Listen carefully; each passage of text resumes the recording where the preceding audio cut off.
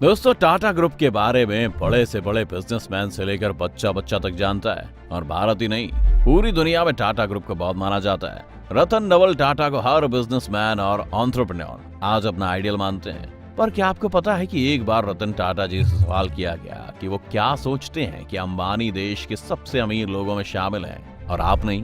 क्या आप नहीं चाहते कि आपका भी नाम उस लिस्ट में सबसे ऊपर हो? तब उन्होंने मुस्कुराकर कहा, अंबानी बिजनेसमैन है और मैं एंटरप्रेन्योर। मैं खुद अमीर नहीं होना चाहता।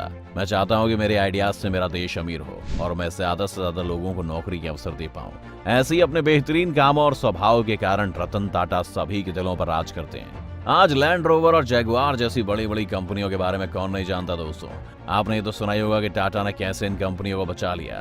तो आज हम आपको 5 ऐसी कंपनियों के बारे में बताने जा रहे हैं जिनकी डूबती हुई नैया टाटा ने पार लगा दी और आज उन्हें अपना नाम देकर, अपनी बिजनेस स्ट्रैटेजी देकर सफलता के मुकाम तक पहुंचा दिया।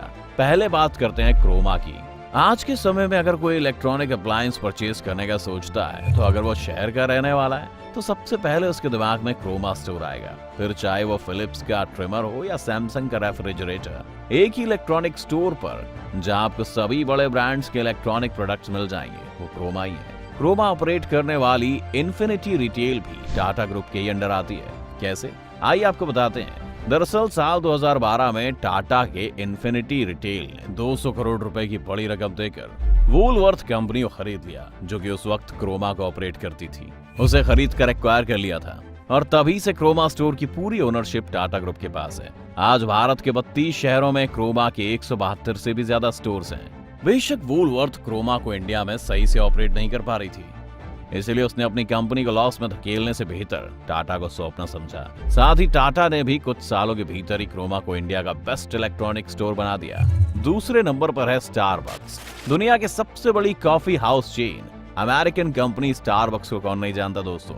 आज भारत के साथ साथ पूरी दुनिया में स्टारबक्स के हजारों आउटलेट हैं। लेकिन दोस्तों, आपको यकीन नहीं होगा कि एक दौर ऐसा था जब स्टारबक्स 2007 में इंडियन मार्केट में अपने पैर पसारना चाहता था। तब उसे ये नहीं पता था कि भारतीय लोगों के लिए इतनी महंगी कॉफी का कॉन्सेप्ट बिल्कुल नया है और लोगों को इसकी कॉफी और नॉर्मल कॉफी में ऐसा कोई खास फर्क नहीं लगा कि वो इतने पैसे खर्च करके स्टारबक्स जाएं, क्योंकि तब सिर्फ ब्रांड के नाम पर पैसे देने का ये दौर शुरू नहीं हुआ था और ऐसे में इतनी महंगी कॉफी का चलन इंडिया में नहीं चल पाया। फिर साल आता है 2012, जब भारतीय बाजार में खत्म होती स्टारबक्स ने एक आखिरी बार हाथ आजमाने की कोशिश की और इस आजमाइश के दौर में टाटा ने उसका हाथ थाम लिया और 50-50% की पार्टनरशिप के सहारे स्टारबक्स ने दोबारा इंडिया में एंट्री ली।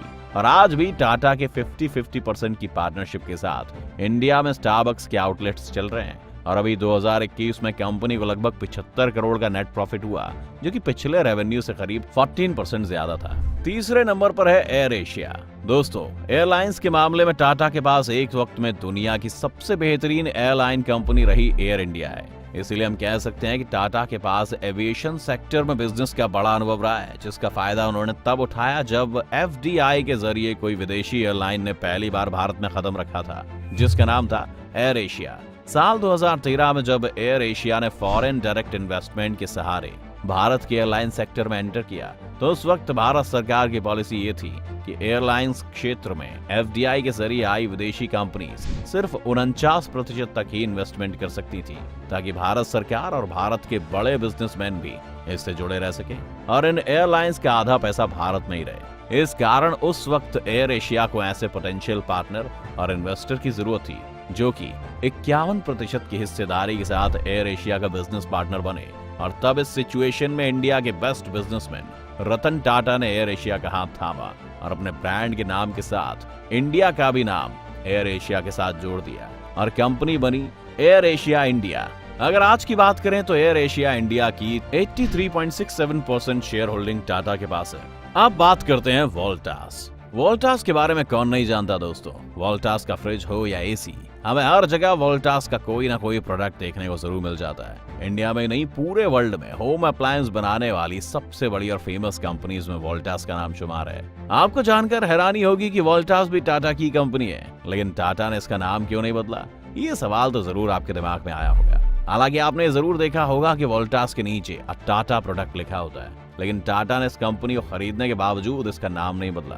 क्या है इसका राज? आइए जानते हैं। तो बात है 1950 की, जब स्विट्जरलैंड के दो भाइयों वॉलकार्ट ब्रदर्स ने वोल्टास कंपनी की शुरुआत अपने देश में होम अप्लायंस की मैन्युफैक्चरिंग के लिए की थी और इसकी सफलता के बाद वो इस कंपनी को इंटरनेशनल मार्केट में उतारना चाहते थे।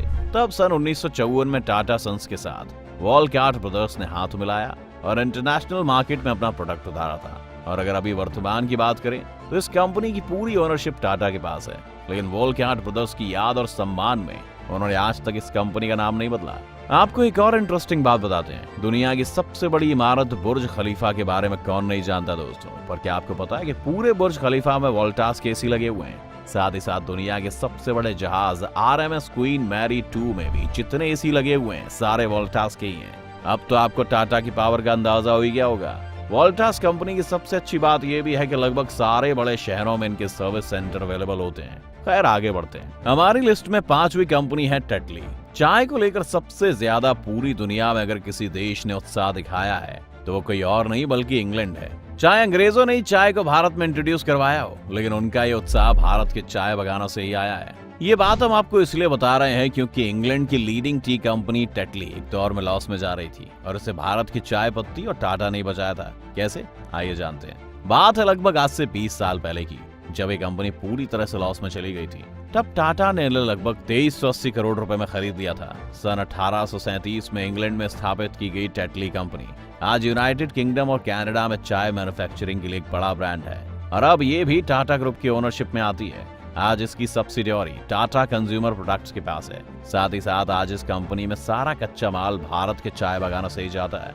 आज हम कह सकते हैं कि कहीं ना कहीं टाटा के बेहतरीन बिजनेस स्ट्रेटजी और भारत के लाजवाब चाय पत्ती के कारण ही बिजनेस लॉस के कारण डूबती हुई टेटली कंपनी आज पूरे यूनाइटेड किंगडम से लेकर दुनिया के कई हिस्सों में लीडिंग टी ब्रांड है। साथ ही साथ जब से टाटा ने ये कंपनी अपने जिम्मे में ली है तब से टेटली की नेट प्रॉफिट में 10 से 15% की हर साल बढ़ोतरी होती है। तो दोस्तों ये थे वो टॉप 5 कंपनी जिसे टाटा ने डूबने से बचाया। कोरोना काल में सरकार को बड़े अमाउंट में डोनेट करना हो या देश को लगातार आत्मनिर्भर बनाने की राह में अपने प्रोडक्ट्स लॉन्च करने हो, टाटा कहीं भी लोगों के दिलों में अपनी जगह बनाने से पीछे नहीं हटते।